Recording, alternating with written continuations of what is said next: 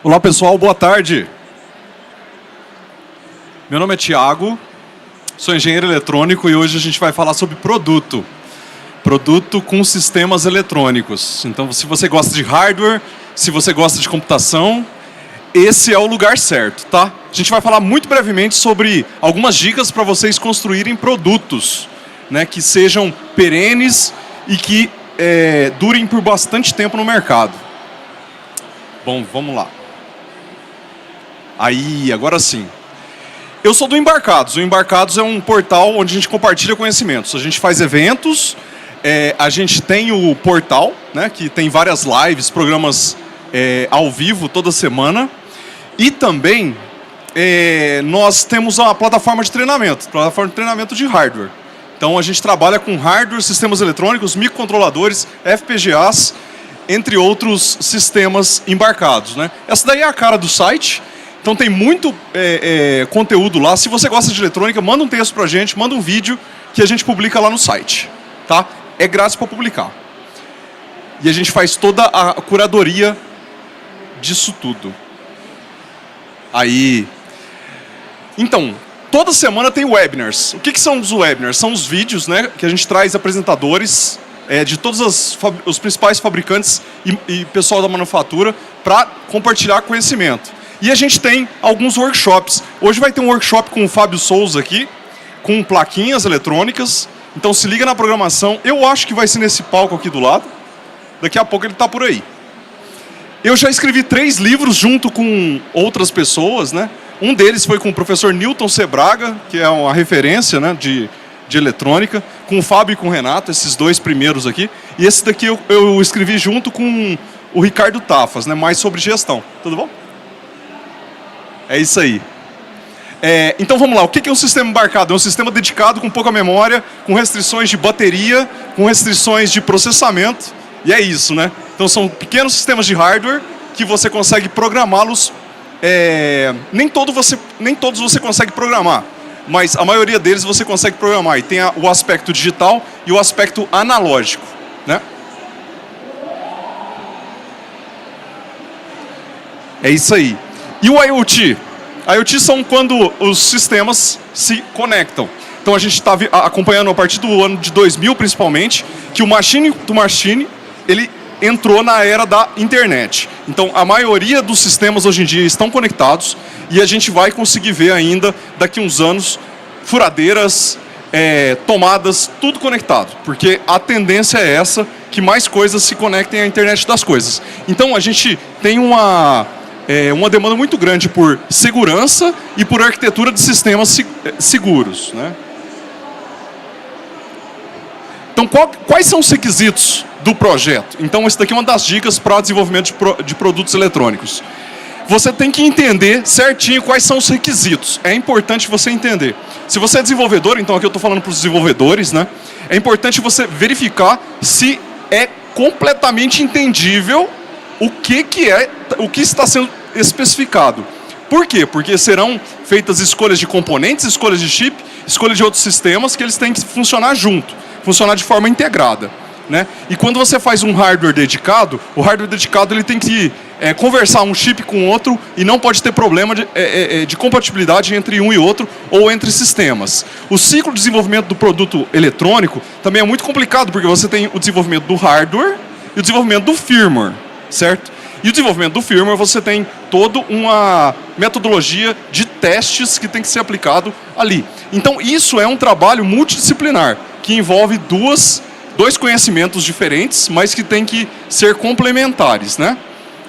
Tem uma parcela também muito grande de trabalho em bancada, né?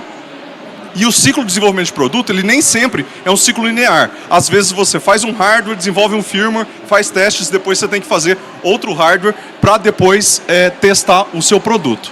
E qual o melhor para utilizar? Microcontrolador, microprocessador, FPGA, GPU, ASIC, o que usar, né?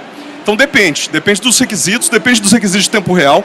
Para sistemas de tempo real, são utilizados ASICs e FPGAs, e para sistemas pequenos, que requerem pouco processamento, microcontroladores. os sistemas estão ficando um pouco mais complicados hoje em dia, principalmente com esses requisitos deles terem que ser conectados. Então, está crescendo a utilização de sistemas operacionais de tempo real, né, os RTOS. A equipe de desenvolvimento ela tem que ser atualizada para tomar boas decisões. Isso por quê? Eu vou dar um exemplo. Existem umas novas tecnologias de potência, que são o Silicon Carbide, por exemplo. O Silicon Carbide é uma das tecnologias que começou a produção em massa nos últimos 5 anos. Algumas empresas já estão trabalhando com essa tecnologia. Então, se você trabalha com desenvolvimento de carregadores, né, os carregadores urbanos, você precisa entender dessa tecnologia, porque pode ser que ela seja adequada para o seu projeto. Senão, você vai usar a tecnologia de amplificadores de potência, né, de 10 anos atrás. Então, é importante ficar de olho nisso, porque a tecnologia nova, que ela é implantada no mercado, ela começa com um valor mais alto e ela vai baixando conforme vai ganhando escala, né? Ganhando escala de mercado, conforme outros projetos vão sendo fabricados com ela. A definição da arquitetura do sistema é um dos corações, né, do projeto. Tá? Você precisa definir, então, os principais dispositivos, né, e também quais são os hardwares e softwares. Primeiro, claro, diagrama de bloco de hardware, depois diagrama de bloco de software, diagrama de bloco de firmware. Por isso que é complicado fazer produto, quando o produto ele tem um firmware específico, porque são 3 aspectos que podem ser bem delimitados. No entanto, o produto é um 4º aspecto, tá? Produto, o que eu digo produto em si, né? É a casca dele. Então você tem o invólucro, você tem os parafusos, os cabos, conectores, entre outros sistemas, né? Então, assim, tudo isso pode ser colocado de uma forma esquemática em caixinhas, né? Que você vai ligando as caixinhas e você consegue ver de um ponto de vista maior. Isso que é a arquitetura do sistema, né? E a validação é a coisa mais importante que tem. Então, pega, faz o protótipo. O protótipo pode ser horroroso, né? Sim, desse jeito aqui? Pode. Se ele funcionar e você conseguir validar, né? Tudo bem. Quem não tem uma bancada bagunçada, né? Esse aqui que vocês estão vendo é o protótipo de um reloginho. É o primeiro reloginho, eu acho que é o primeiro protótipo daquele relógio. É pinball. Eu esqueci o nome dele agora. Esse relógio, né? Ele só mostrava aqui os segundos. Então, eles estavam testando, na verdade, a usabilidade do relógio, para ver se era legal ou não, se as pessoas gostavam. Nesse tempo aqui, as pessoas nem usavam relógio digital. Então, era mais para entender peso, entender formato. Então, nem sempre o protótipo precisa ser completamente funcional. Ele pode ser apenas para testar algumas coisas. Vou dar um exemplo. Sistemas médicos. Então, por exemplo, você tem uma caixa, né, de 50 centímetros por 50 por 50. Né? E essa caixa, você tem que testar se ela fica legal lá na sala cirúrgica. Você não precisa levar o equipamento lá para testar. Você pode levar só a caixa. E se você quiser testar se vai penetrar água, por exemplo, ou algum fluido, né? Você utiliza o formato da caixa com o mesmo material do acabamento final, ou próximo. Porque aí você vai ter uma boa ideia do que acontece. Isso acontece direto porque quando você tem cirurgia, você tem fluidos, né? Então, não necessariamente o MVP, né, o protótipo do projeto, precisa ter algo eletrônico. E se tem algo eletrônico, ele pode ter algo eletrônico meio tosco, né? Pode ser, por exemplo, só para usabilidade, para entender como é a usabilidade disso. Criar um hardware eficiente é muito complicado. Exige utilização de ferramentas, né, de software. E aqui eu mostro uma foto aqui da Cadence. É um sistema que te permite fazer o esquemático, layout e fazer testes de hardware. Tá? Então, assim, para você fazer um hardware que dê o mínimo de problema possível, é preciso treino. Então, quando você é mais treinado ou você é mais sênior, você consegue fazer melhores hardwares. Isso vocês podem perguntar para todo mundo que desenvolve hardware.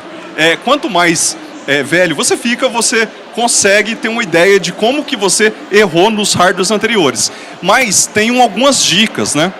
eu coloquei aqui algumas: disposição dos componentes, rota de trilha do sinal, potência, minimizar interferência, tomar cuidado com circuitos analógicos e utilizar componentes padrão de mercado. São algumas dicas, né? São dicas genéricas, só que é muito importante quando você está pensando e colocando os componentes lá na placa. Então, é a disposição, como que um vai se conectar com o outro, se tem componente na beirada da placa, né? Então, é mais pensando nisso quando você vai desenvolver o hardware. Você precisa pensar bastante nisso, porque, normalmente, as placas não são fabricadas de forma individual, elas são fabricadas uma do lado da outra, né? Então, você tem uma placa enorme, que depois eles destacam as placas, né? E você consegue montar o produto. Então, por isso que você tem que pensar também o que vai ter na beirada de cada placa, sim. A instrumentação é muito cara, né? Normalmente as empresas, quando estão começando, elas buscam auxílio em institutos de pesquisa e nas universidades, e nos ensinos técnicos, para utilizar os instrumentos deles, né? É importante que a empresa, quando ela vai ficando mais madura, ela investir em instrumentos que auxiliem o engenheiro.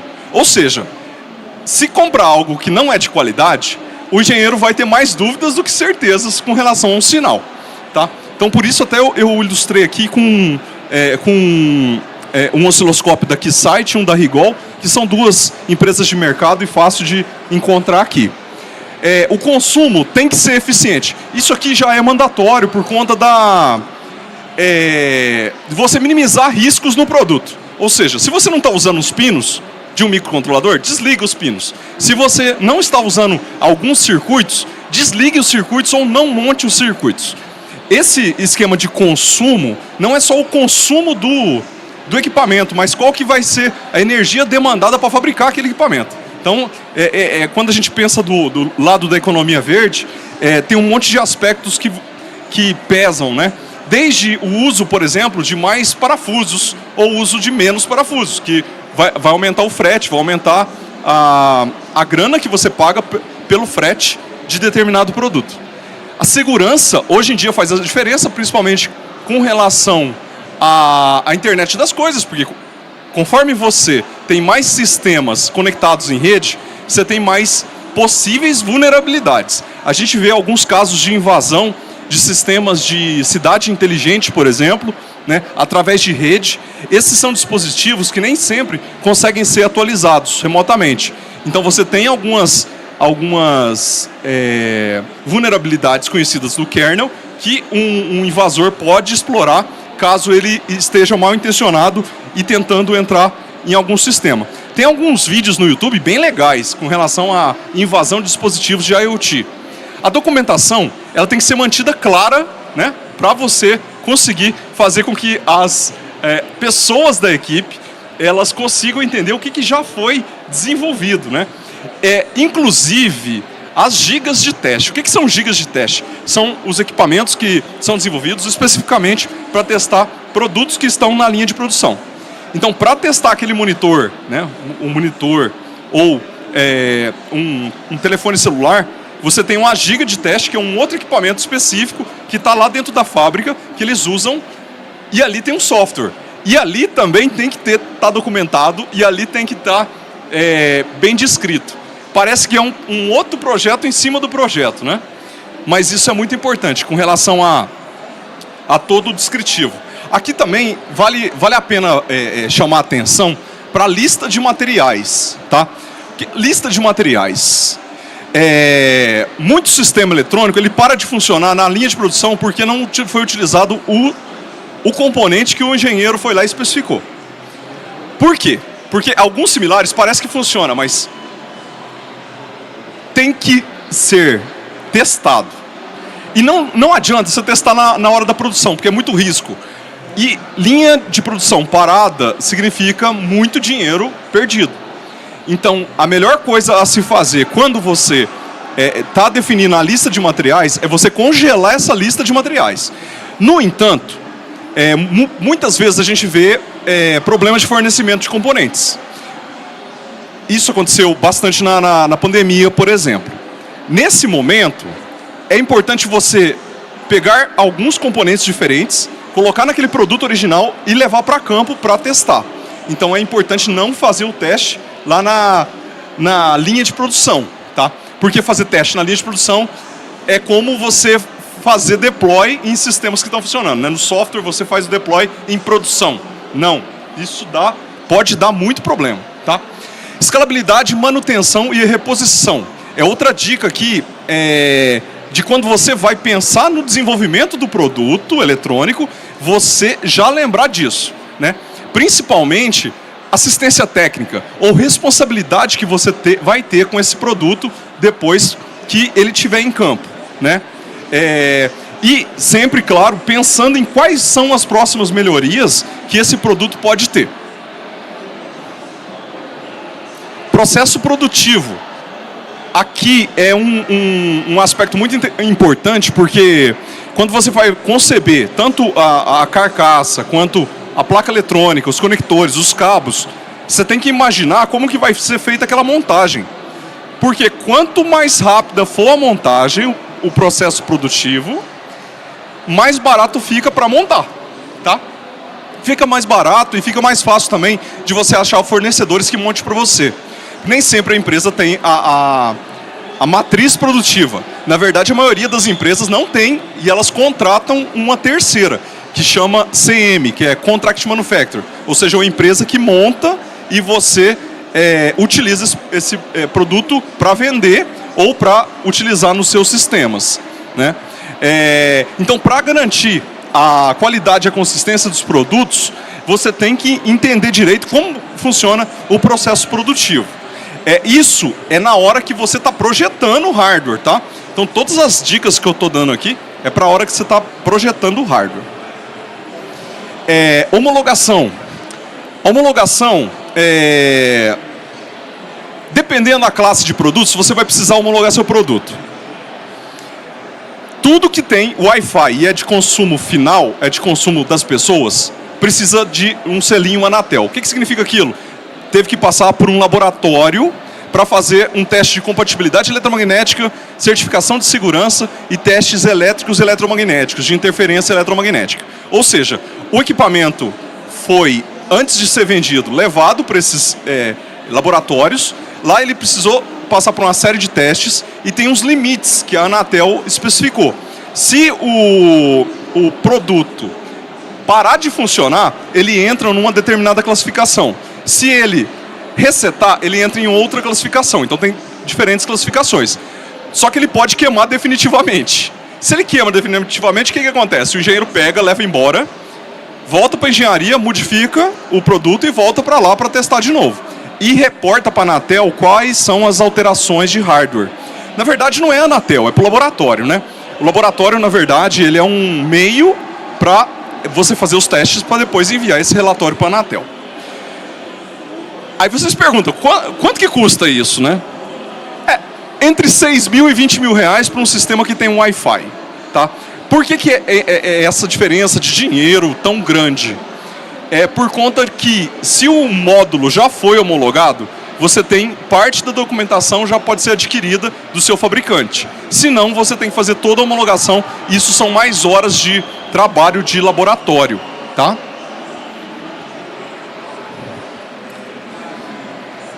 E é isso, pessoal. Eu trouxe aqui, então, as dicas para fazer produtos eletrônicos mais efetivos, né, pensando na equipe de desenvolvimento. Eu vou abrir agora para perguntas. 2 perguntas, é isso? Acho que é isso. A gente tem 10 minutos.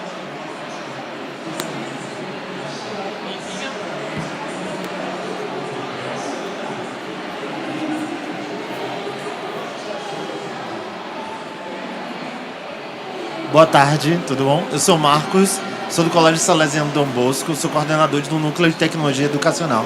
Os meus alunos, eles já estão nessa proposta de criar um produto, um protótipo. Você falou de algumas etapas aqui e eu fiquei bem interessado sobre a homologação. Qual seria a dica que eu poderia dar para os meus alunos, né? Cada um está desenvolvendo um projeto diferente, mas todos pensando nessa área de comodidade para suas casas. Como é que eu posso dar uma dica para eles, principalmente quando chegar nessa parte de homologar os seus produtos? Vamos lá. Homologação. Tem homologação do Inmetro, tem homologação da Anatel, tem outros tipos de homologação, tem a homologação da Anvisa. Então, tudo depende de qual que é a vertical que está sendo desenvolvida. No caso, residência, né, para uso residencial e automação de casas, né, isso entra como uso geral como se fosse linha branca. Ou seja, vai na linha do que você tem de equipamento conectado em casa. Aí, então, entra a Anatel. Dica para a Anatel, se vocês estão desenvolvendo diferentes produtos. Dica número 1, que não tem nada a ver com a homologação, mas mais é com relação à praticidade. Tem um protocolo que está sendo desenvolvido e à frente desse protocolo, se eu não me engano, o Google está à frente e outras grandes empresas, que é o Matter. M-A-T-T-E-R. Matter. O protocolo Matter, ele é uma padronização para que todos os dispositivos se falem. Eu acho que tem 2 webinars no Embarcado sobre Matter. A gente trouxe engenheiros lá, eles explicam a nível de protocolo como funciona. Tem chips já para funcionar isso também. Se eu não me engano, a Silicon Labs e a Expressif hoje tem módulos que já conversam Matter. Dica número 2. Para de usar um monte de módulo Wi-Fi. Fala para o pessoal usar sempre o mesmo módulo Wi-Fi. Ou sempre o mesmo módulo Bluetooth. Por quê? Porque você vai aproveitar, na hora que você for homologar o produto, você aproveita a certificação de um para o outro. Ou seja, você já tem uma parte da documentação que pode ser utilizada, porque é o mesmo requerente, né? O mesmo requerente ou uma empresa parceira requerente. Então, um requerente pode mandar para o outro. Isso chama OCP, que é o Organismo de Certificação de Produtos. Não é a do Robocop, não. É OCP. Essa OCP, eles tomam conta da documentação. No caso da Anatel, tá? Tô falando tudo da caso da Anatel, porque tipo, o Inmetro é um outro problema. A gente podia falar do Inmetro também, que é bem interessante. São outras regulações. É bem mais fácil, bem mais barato. Tem regulamentação para relógio de ponto, que quem toma conta disso é o Ministério do Trabalho e Emprego, né? E aí tem alguns... o IPT aqui faz e tem outros órgãos do governo. Então, assim, com relação à homologação para residencial, essas são as dicas. Simplifica. Usa sempre o mesmo módulo, que você vai ganhar tempo. Gasta menos dinheiro também. Mais pergunta, pessoal?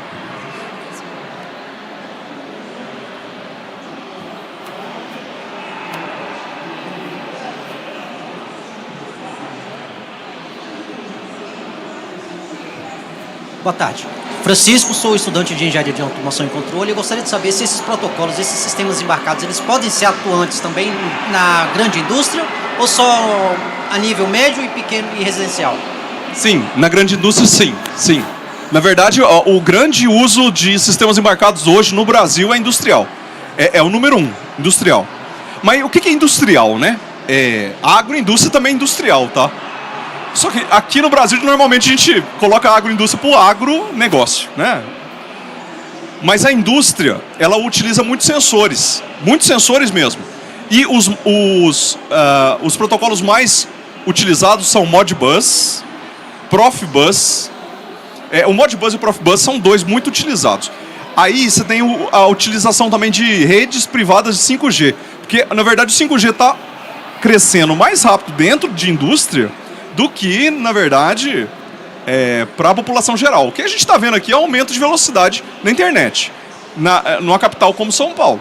Só que o 5G ele revoluciona quando ele liga dentro de indústria. Inclusive tem uma briga, né? Teve uma briga um tempo atrás lá na Anatel sobre a definição das frequências e as faixas que o 5G ia operar. E a última briga foi esse negócio de qual que é a faixa que ela vai utilizar dentro da indústria. Então sim, os sistemas embarcados eles são mais utilizados na indústria. O senhor comentou sobre o agronegócio. No agronegócio, esse embarcado a gente pode colocar como um sistema de controle remoto ou à distância da parte de colheita e plantar? Tá. No agronegócio, você falou sobre o agronegócio. Dentro do agronegócio, que seria a agroindústria, nós podemos colocar esse sistema como um controle de Sim. tanto na área da plantação como colheita, ou ele engloba toda a parte desde da escolha do produto até a entrega na indústria? É todo o produto. É todo o produto. Mas aí você tem sistemas distintos, né? Eu vou te dar um exemplo. Sabe, você já viu... você conhece grandes fazendas? Sabe aqueles carretéis, aqueles pivôs? Tem um pivô central, né? Que ele gira. E aí faz uma bola, né? Onde ele gira ali, fica irrigado, né? Ali tem um controlador. Aquele controlador ali, provavelmente ele está conectado. Conectado para uma central de rádio lá na sede da fazenda. Então, assim, você tem um sistema eletrônico que toma conta daquilo lá. E aquilo ali é perigoso. Aquilo não pode dar problema, porque se aquele negócio uma perna andar e a outra não andar, ele pode tombar. E quando você tomba, você tem um prejuízo de 100 mil reais na hora ali. Porque são vigas, não é vigas, são placas metálicas grandes que giram. E aí tem que ficar parado, você pode ter prejuízo de safra, né? Então você tem muitos problemas associados. Então você tem o pivô central, você tem controle de pragas, você pode ter câmera conectado também via rádio com a central. Normalmente eles utilizam LoRa, hoje em dia, né? As fazendas estão utilizando muito LoRa como comunicação. No entanto, existe uma promessa que pode ser que o 5G ele chegue também para o agronegócio. As grandes empresas, com certeza, tipo Raizen, né? E outras empresas detentoras de grandes propriedades. Só que, no geral, não. No geral, a gente sabe que o 2G é bem complicado, inclusive. Mais pergunta? Mais uma pergunta, pessoal? Posso... Eu posso fazer? Uma minha? Vou fazer uma aqui. A gente, na faculdade, a gente está desenvolvendo um CubeSat e a gente está com um problema que é integração de time e código. Então, cada time tem que fazer um código, mas na hora é uma lambança, né, para juntar tudo. E eu acho que é uma parte importante do desenvolvimento de hardware, né? Exatamente. Sim. Então, aí a lambança também é quando você tem vários softwares funcionando num hardware que ele está mudando. Ou seja, você tem a versão 1, versão 2, né? Então, pode ser mais complicado ainda. E você pode ter ainda também versões da plataforma web que podem mudar. Então, sim, é uma lambança, só que é importante você ter marcos de projeto. Aí você tem um marco do projeto que naquele momento ali tem que unir e as coisas tem que ver, isso aqui está funcionando, a gente vai dar isso como um marco de projeto mesmo, milestone, né? É importante você ter esses encontros das equipes para testar coisas integradas. E se tiver um procedimento de teste, né, e tem muito procedimento de teste que usa CI/CD, que você só roda o procedimento de teste e verifica se tudo aquilo que você fez continua funcionando. E para o próximo teste, você vai adicionar outras etapas, só que você tem que rodar aquelas anteriores primeiro. E o requisito as coisas que estavam funcionando, elas têm que continuar funcionando. Principalmente se o hardware não mudou. Só que se o hardware mudou, você tem o hardware, que aí pode ter uma briguinha também. Quem que é a culpa? É do hardware ou do software? Né, Emílio? A gente vê isso direto, né? Fez direto. De quem? Por quê? Mudou o módulo. Só que, será que o driver está certo? Então, todas as outras partes podem estar funcionando e pode ter um problema de hardware. Isso você consegue detectar na bancada, né? Mas nem sempre é trivial. Mas é importante ter esse momento para a equipe sentar e verificar se tudo que estava funcionando está funcionando ainda, né? Obrigado, pessoal.